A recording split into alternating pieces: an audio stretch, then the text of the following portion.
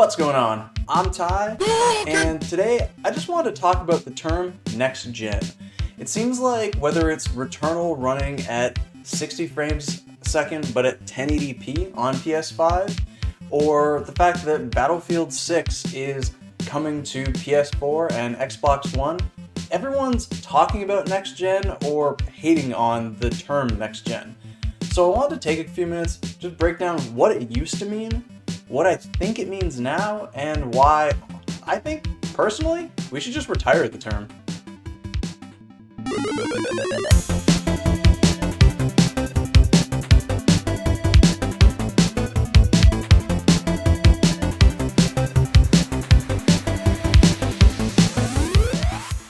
Alright, so first, the big thing here is that I really remember next-gen being a term thrown around the PS2, Xbox, and GameCube launch.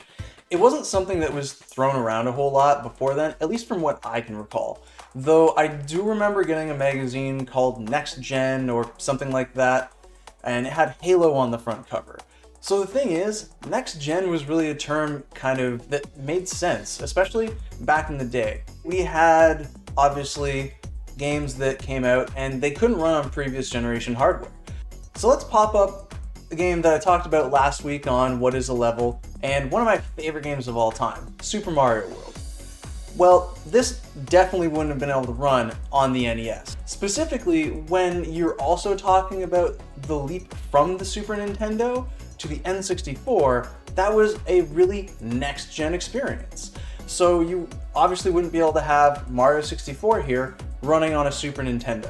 The closest thing we got to that was something like Star Fox. And between the inconsistent frame rate and low frame rate, I'm really glad that was all we got. So the real issue here is that I think the term next-gen used to mean something else. Specifically, it was games that couldn't be done on previous generation hardware. Because back in the day, you had the 8, 16, 32, and so on bit generations. This meant that there was computational gains that were monumental shifts, if not twice the performance. However, oddly enough, around the time I started hearing next-gen thrown around is when I think that started slowing down. Whereas back in the day, it was either the colors, the amount of polygons, or just something that was really easy to notice. One thing to keep in mind here is that PC gaming doesn't really have generations, at least in the traditional sense that consoles have. And especially with the PS4 Pro and Xbox One X that came out midway through that generation, it seemed like we were starting to head in that direction. But the term next-gen still gets thrown around all the time.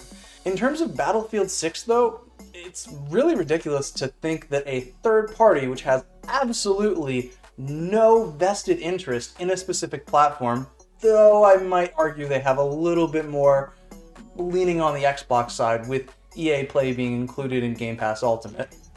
I don't think you're going to see them have a really big push until more people can get more of these next-gen consoles. It's just a supply and demand situation. Why would you cut out a large amount of market share that may be playing on PS4 or Xbox One and lose out on those sales? Not everyone is playing on a high-end gaming PC, or were lucky enough or had the money lying around to grab a next-gen console.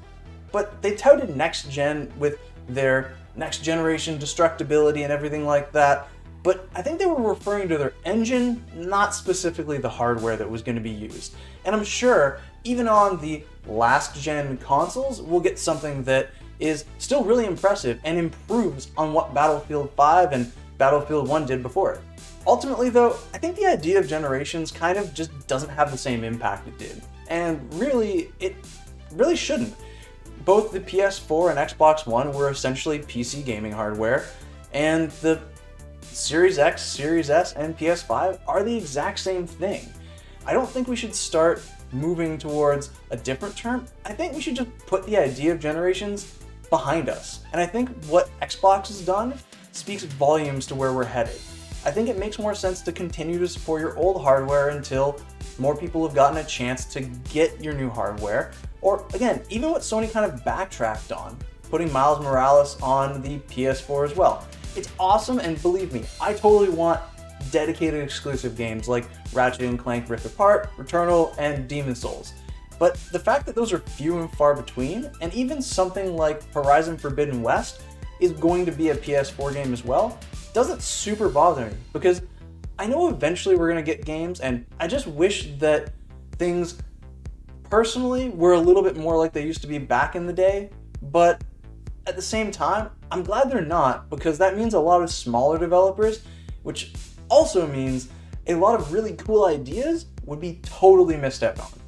But what do you guys think? Let me know in the comments below, and this is, like I say, a big discussion, and personally, I think we should retire NextGen. But what do you think? As always, hit subscribe if you like what you've seen, and definitely check out the previous video where I broke down what a level could mean in games, especially if you're new to gaming, but it's still an interesting topic nonetheless. And until then, I'll see you next Games Tuesday.